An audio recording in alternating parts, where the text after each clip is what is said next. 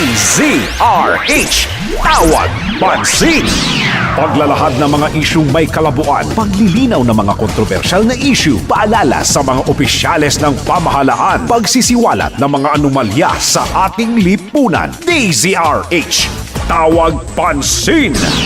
Sino ang culprit sa pagkawala ng mga COC at ER ng dalawang barangay sa Amin Reservation sa Taguig City? Ito ang malaking katanungan sa mga residente ng dalawang barangay sa Taguig City. Ito ay aming binusisi matapos na ipaabot sa ating himpilan ang reklamo ng mga concerned citizen ng Central Signal Village, partikular sa nangyaring bilangan sa EM Signal Village National High School na nagkaroon ng patay-sinding ilaw daw nung gabi ng panahon ng canvassing na may 18,000 botante. 5 ang naglalabang kandidato, subalit 2 pangalan ang matunog at lumilitaw sa nasabing labanan. Ito ay sina June Dueñas at Sunny De Villar. Ilan sa mga supporters na De Villar naman ang nakatutok sa tanggapan ng COMELEC sa Taguig City at dismayado sapagkat hindi pa nila malaman kung nasaan ang election returns at COC. Yung Barangay Central Signal po hanggang ngayon po hindi pa dumadating yung COC at saka ER. So ang election po nung Monday. So Friday, hanggang ngayon Friday na po, hanggang ngayon hindi pa po dumadating sa City Hall, sa COMELEC yung mga ER at saka COC po.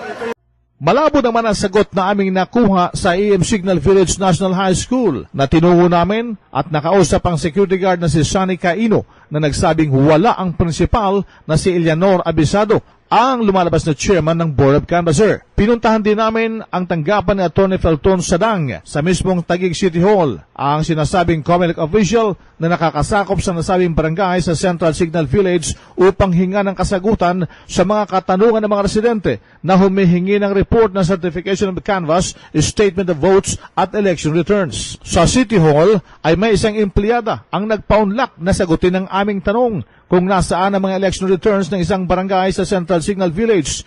Sinagot ito ni Miss Gloria Bondok. 2 barangay lang ang hindi pa nakakating na siya.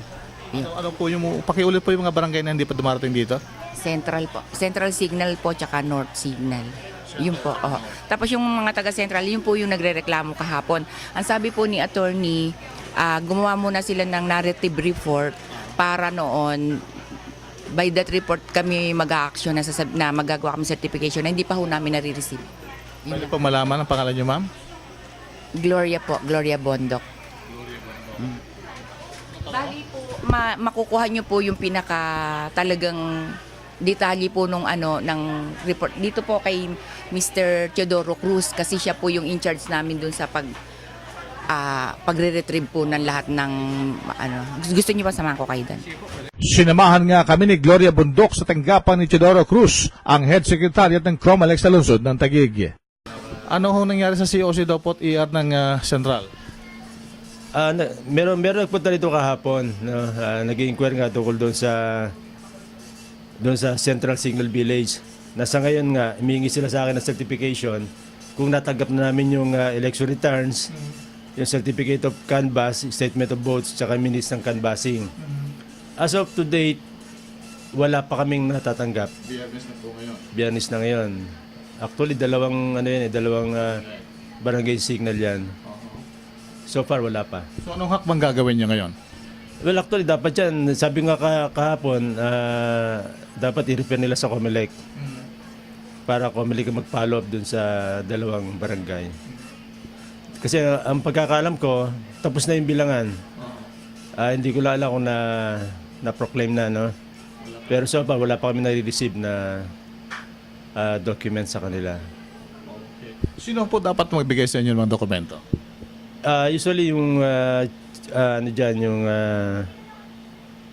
yung chairman ng Board of Canvassers. Sino po ang chairman ng Board of Canvassers? Principal siguro ng principal. Sir, pwede mo kung buong pangalan ninyo? Teodoro S. Cruz. DZRH, Tawag Pansin. Maraming mga malalabong isyu sa ating lipunan na dapat ay pagtuunan ng pansin ng mga kinauukulan. Tayong lahat ay may karapatan na paalalahanan ang mga iniluklok natin sa kapangyarihan. Sila ay ating bubusisiin dito sa DZRH, Tawag Pansin sa palatuntunang abot kamay sa DZRH ni Nakatotong Big Formento at Bigs ng Bayan, Karen O. Yung. DZRH, Tawag Pansin.